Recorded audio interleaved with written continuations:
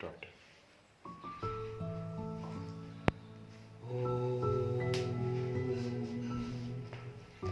शङ्करं शङ्कराचार्यं केशवं बादरायणं सूत्रभाष्यकृतौ वन्दे भगवन्तौ पुनः पुनः। ईश्वरो गुरुरात्मेति मूर्तिभेदाविभागिने व्योमवद्व्यक्तदेहाय दक्षिणामूर्तये नमः। ओम शांति शांति शांति। ईश्वर के ऊपर हम विचार कर चुके हैं, प्रश्न का समाधान भी कर चुके हैं। और प्रश्न God, who is God, where is God, सब प्रश्न का जवाब हो गया। अब नेक्स्ट पोर्शन स्पिरिचुअलिटी। स्पिरिचुअलिटी शब्द को अगर इंग्लिश में विचार करें तो स्पिरिट से आता है, और स्पिरिट शब्द का कई अर्थ है। भौतिक अर्थ में कोई लिक्विड, उसको भी स्पिरिट कहते हैं, और कुछ रूह, कुछ चेतन तत्व को भी स्पिरिट कहते हैं। कि भूत प्रेत को भी स्पिरिट कह देते हैं, उसका आवेश हुआ। परंतु ऐसा अर्थ संस्कृत में नहीं है। स्पिरिचुअलिटी का संस्कृत शब्द है अध्यात्म। अध्यात्म शब्द का जो डेरिवेशन है, अध्यात्मम अधिकृत्य वर्तते इति अध्यात्म। इस शरीर को धारण करके इसके अंदर जो है उसको कहते हैं अध्यात्म। तो स्पिरिचुअलिटी का अर्थ है इस शरीर के अंदर जो सूक्ष्म तत्व है उसी का विचार, उसी के आधार पर।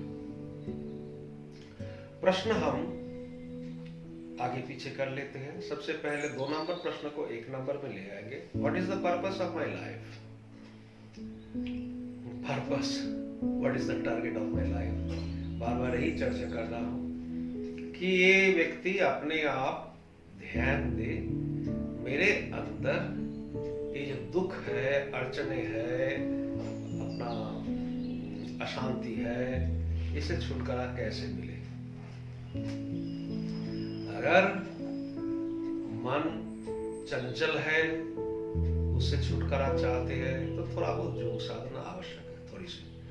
मन अगर भोग वासना में लिप्त है तो भगवान की भक्ति चाहिए।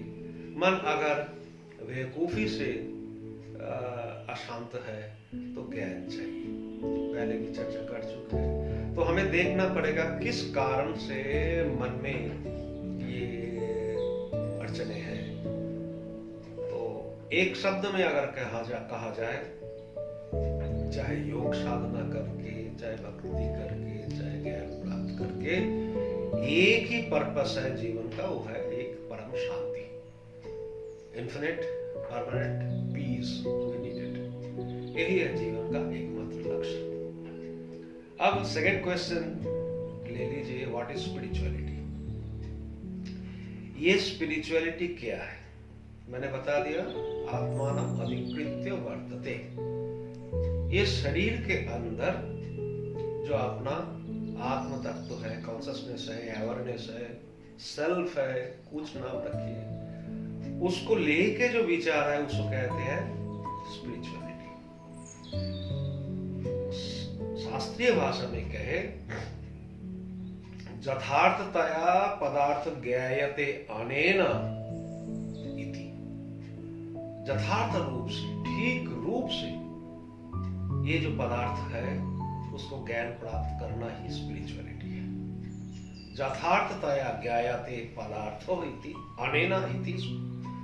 यथार्थ रूप से, जिसके सहारे यथार्थ रूप से हम हर एक पदार्थ को जान सकते हैं, उसको है स्पिरिचुअलिटी।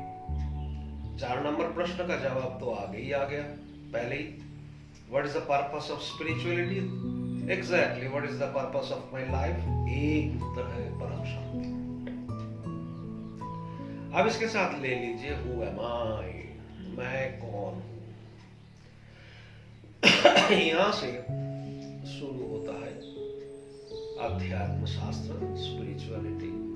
और रमन महर्षि इसी प्रश्न के आधार पर अपना जीवन बिता के गए। सबको यही पूछते हैं, वो एम आई, पहले तो पता करो, संसार के बारे में बाद में पता करना। वो एम आई एक शब्द में अगर बताया जाए, आप हो निषेध रहित तत्व, जिसका निषेध नहीं किया जा सकता। The consciousness that you cannot ignore, cannot delete, that is called your own self, वही आप। अब इसको समझने के लिए हमें ये बोलना पड़ेगा कि आप क्या शरीर हो? तो नहीं। क्यों? मैं ये स्थूल शरीर नहीं हूं, क्योंकि ये स्थूल शरीर स्वप्न में रहता नहीं, एक और शरीर हो जाता है, पर मैं वहां रहता हूं। स्थूल शरीर नहीं हूं, तो मैं स्वप्न में जो रहता है वही सूक्ष्म शरीर मैं हूं। ये हु एम आई शब्द का ही विस्तार से विवेचन हुआ बृहदारण्यक उपनिषद में, इंद्र और विरोचन संवाद में। ब्रह्मा जी ने कह दी कि मैं ब्रह्म ज्ञान दूंगा, आ जाओ देवता असुर कोई भी आ जाए, आ जाओ। देवताओं ने देवराज इंद्र को भेजा, असुरों ने असुरराज विरोचन को भेजा। तो ब्रह्मा जी ने पहला शब्द ये कह दिया कि जिससे सब दर्शन होता है, स्पर्श होता है, श्रवण होता है, वही है ब्रह्म। तुमने सुन लिया, और सुन के विरोचन, असुरराज विरोचन बड़ा अच्छा था। प्रहलाद के परंपरा में विरोचन हुआ, तो वो सोचने लगा, किंतु आसुर योनि में है, तो वो सोचने लगा जिसके द्वारा देखा जाता है, सुना जाता है, स्पर्श किया जाता है, वो तो शरीर ही है, शरीर ही ब्रह्म। इसको इसलिए अच्छी तरह से संभालो। वही विरोचन परंपरा चालू है अभी तक। शरीर को ठीक ठाक संभालो, यही ब्रह्म है। चलो ब्यूटी पार्लर, चलो अपना जो है इसमें जिम में, शरीर को संभालो। तो शरीर ही ब्रह्म है, ये है विरोचन आसुरी सिद्धांत।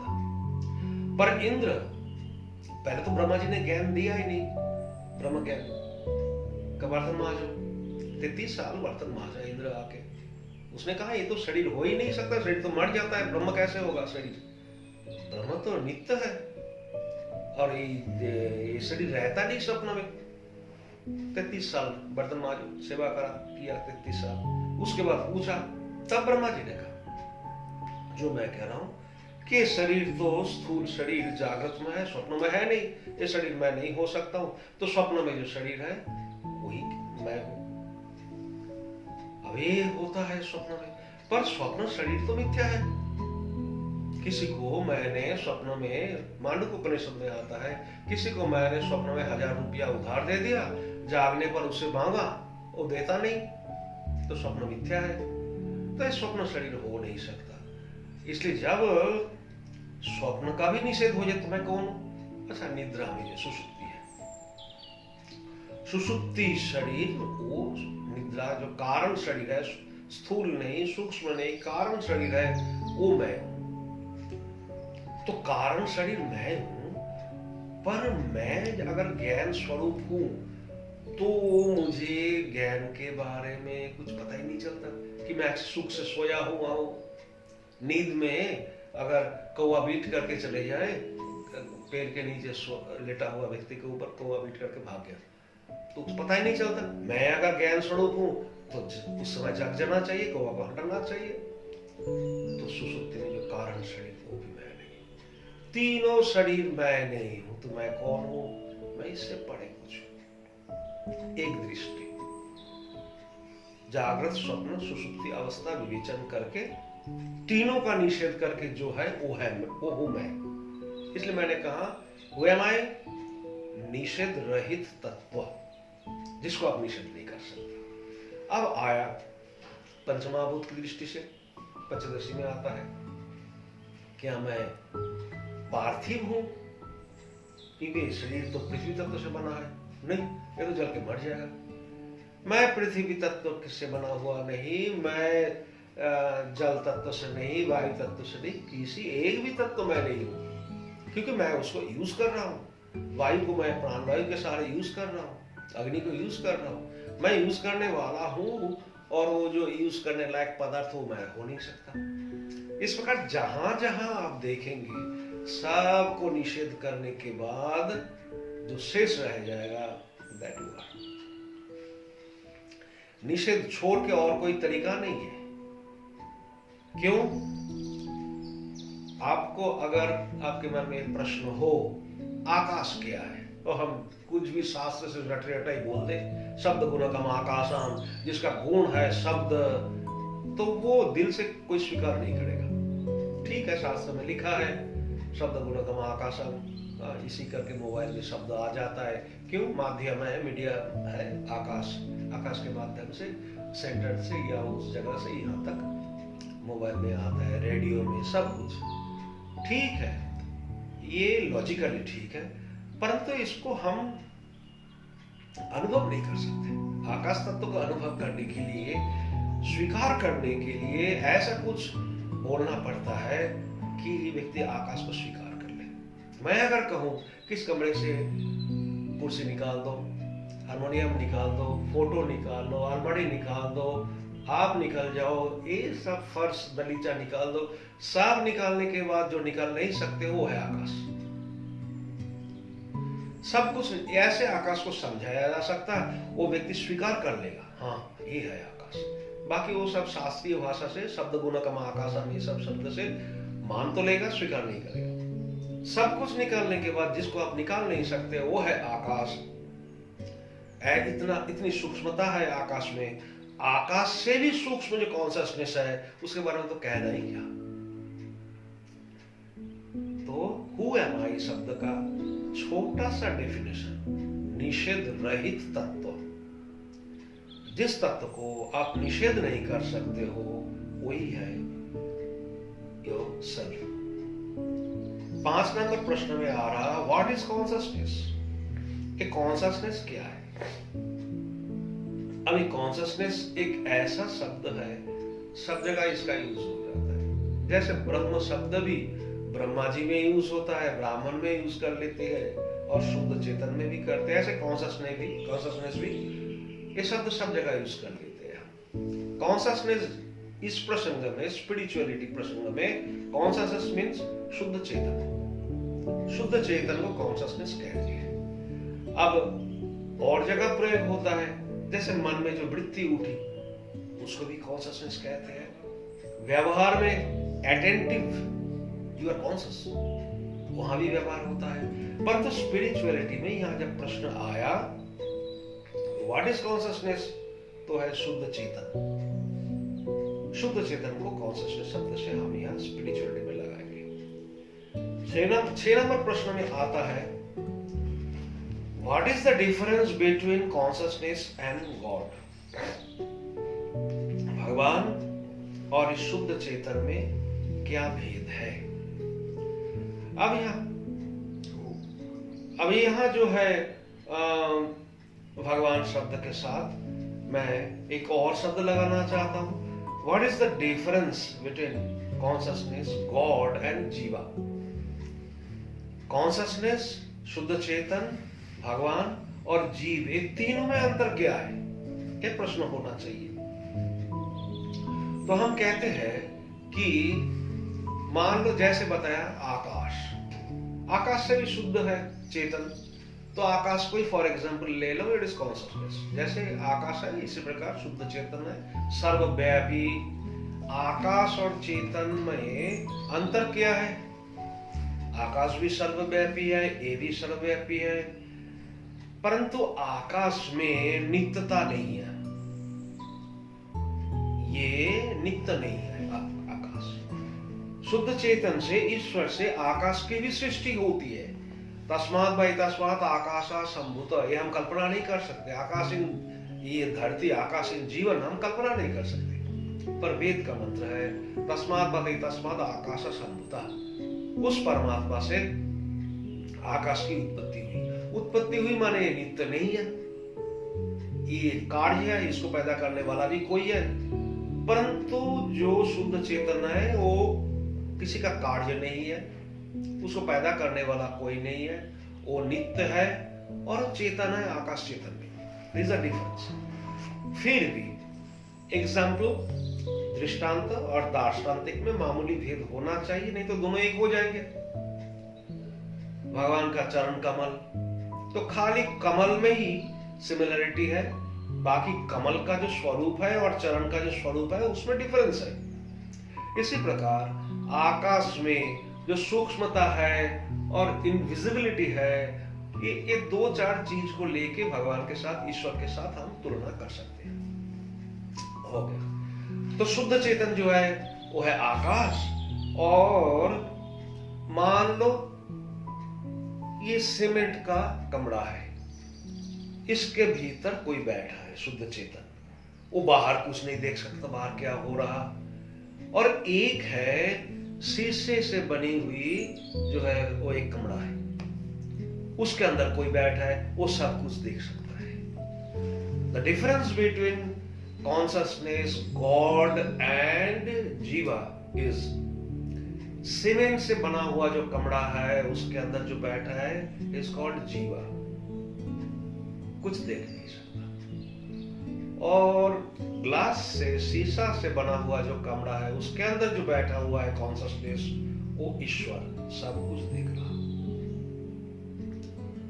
और ना तो शीशे का कमरा ना सीमेंट का कमरा, बल्कि शीशे के कमरे में भी है और सीमेंट के कमरे में भी है, बाहर भी है, वो है कॉन्शसनेस, शुद्ध कॉन्शसनेस।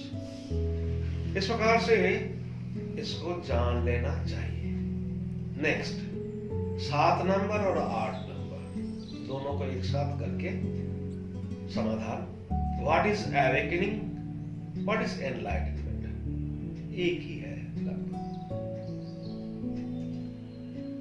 इसका तात्पर्य यही है, तो सीमेंट का कमरा है, उसके अंदर जो बैठा है वो कुछ देख नहीं सकता, तो सीमेंट का तात्पर्य अविद्या। अविद्या से घेरा हुआ जो जीव है वो अपने को ही समझ नहीं पाता, बाहर तो दूर की बात है। और शीशे का कमरा, शीशा का मतलब है माया, ट्रांसपेरेंट, उसके अंदर जो बैठा है चेतन, शुद्ध चेतन, वो है ईश्वर, वो है ट्रांसपेरेंट माया, और अविद्या जो है ट्रांसपेरेंट नहीं है। ये जो ट्रांसपेरेंट माया और ठोस जो ट्रांसपेरेंट हीन जो अविद्या है, इससे रहित जो शुद्ध चेतन को पहचान लेना, this is called awakening, this is enlightenment. शुद्ध चेतन की पहचान ही है अवेकनिंग अथवा एनलाइटनमेंट, शुद्ध चेतन की पहचान। अब समस्या इसमें यह है, कोई अगर कहे कि मैंने पहचान लिया, मैंने पहचान लिया, ये तो ठीक है, मैं ठीक ठीक जान लिया, गलत है। ठीक ठीक जान लिया जो कहता है यस्य मतम तस्य अमतम, सामवेद का मंत्र है। जिसने कहा मैंने ठीक ठीक जान लिया, वो नहीं जाना। मतम यस्य न वेदसा, जो कहता जान लिया वो जानता ही नहीं, ठीक ठीक जान लिया। क्यों? अविज्ञातम विजानतम विज्ञातम अविजानतम, जो कहता है ठीक ठीक पता है नहीं चला, वही जानता है। क्यों? अनंतों को ठीक ठीक पहचानेगा कौन? What that is limitless. How you are going to experience or recognize? जब तक आप उसको रिकॉग्नाइज करेंगे तब तक उसमें जो लिमिटलेसनेस है, अनंतता है, वो समाप्त। इसलिए ज्ञान शास्त्र या भक्ति शास्त्र में ज्ञान में अनंत को जाना नहीं जा सकता, और भक्ति शास्त्र में वो परमात्मा ईश्वर भी तो अनंत है। इसलिए उसकी मांग मरते दम तक भक्तों के मन में हे भगवान दर्शन दो, हे भगवान दर्शन, तृप्ति नहीं होती।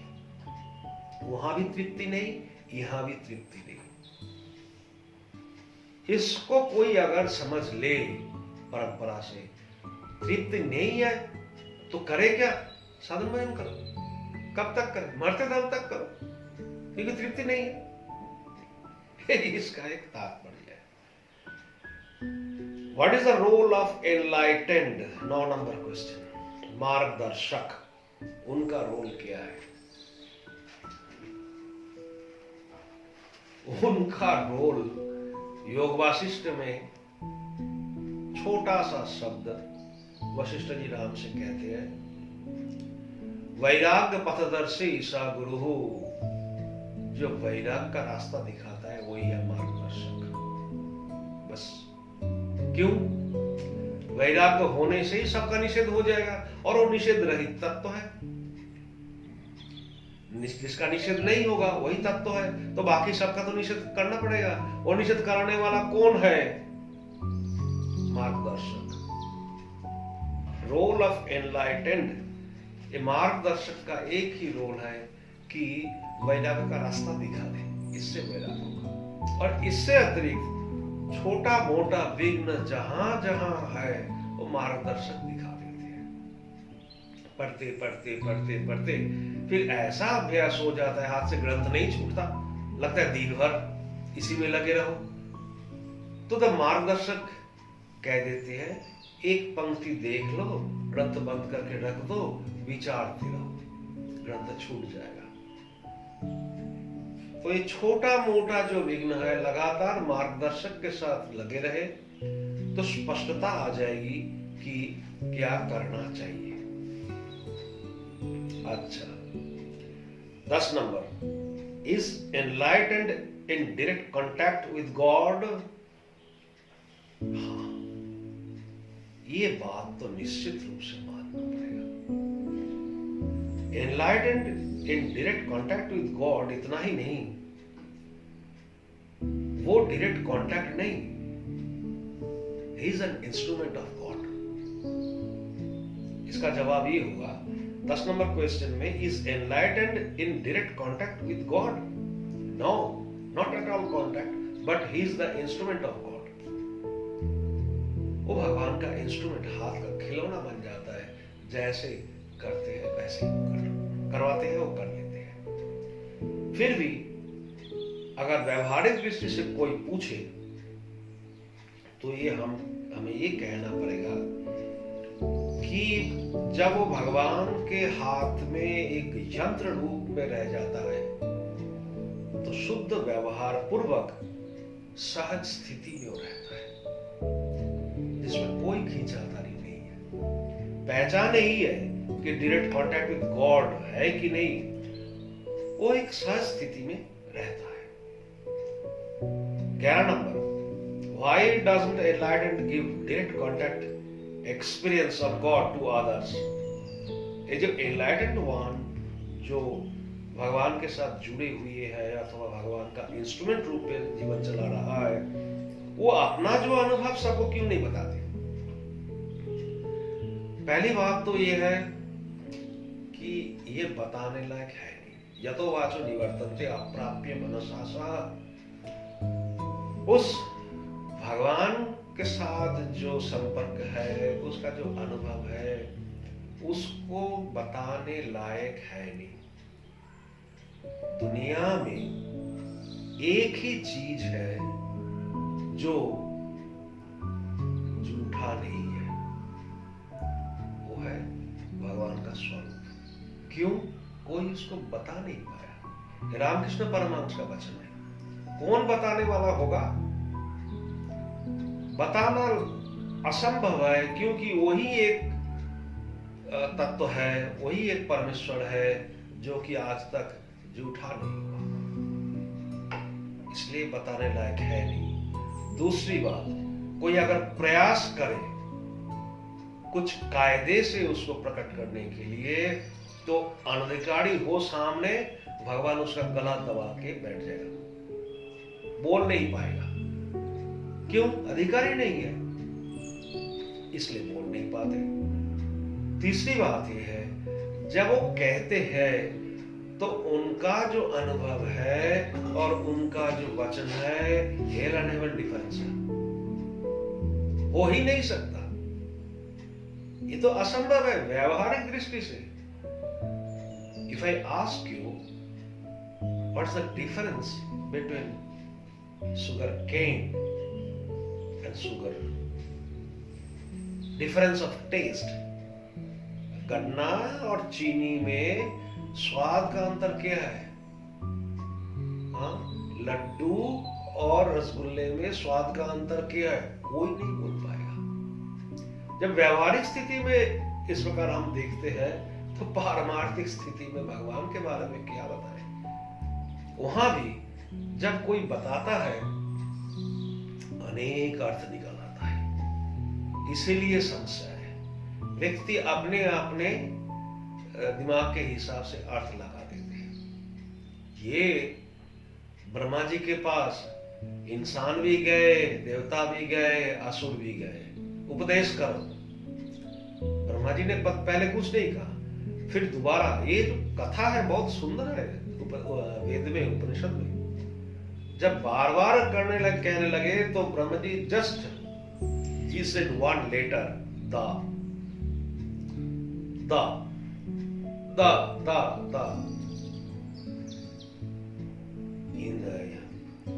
अपना देवता ने सोचा कि हम बहुत भोग विलासी है, ये दा कह दिया। दा माने इंद्रिय दमन करो। असुर ने सोचा हम बड़े क्रोधी है, ये दा कह दिया, दया करो। और मनुष्य ने सोचा हम तो इकट्ठा करने में लगे हैं, ब्रह्मा जी ने दा कह दिया, दान करो। एक अक्षर दा का तीन अर्थ निकल आया। इसी प्रकार जब ये है कि बोलना मुश्किल पड़ जाता है और उसके साथ साथ ग्रहण करने वाला और ढंग से अर्थ स्वीकार कर लेते हैं, तो इसलिए एनलाइटेंड वन कभी अपना एक्सपीरियंस किसी को बताते नहीं। मुश्किल से कोई इंटीमेसी हो जाए तो बोल देते हैं। Number 12, how is spirituality useful for me? ये यूजफुल मेरे लिए क्यों है? क्योंकि जब स्पिरिचुअलिटी में प्रोग्रेस होती है, तो अपने जीवन में अशांति की कमी आती है।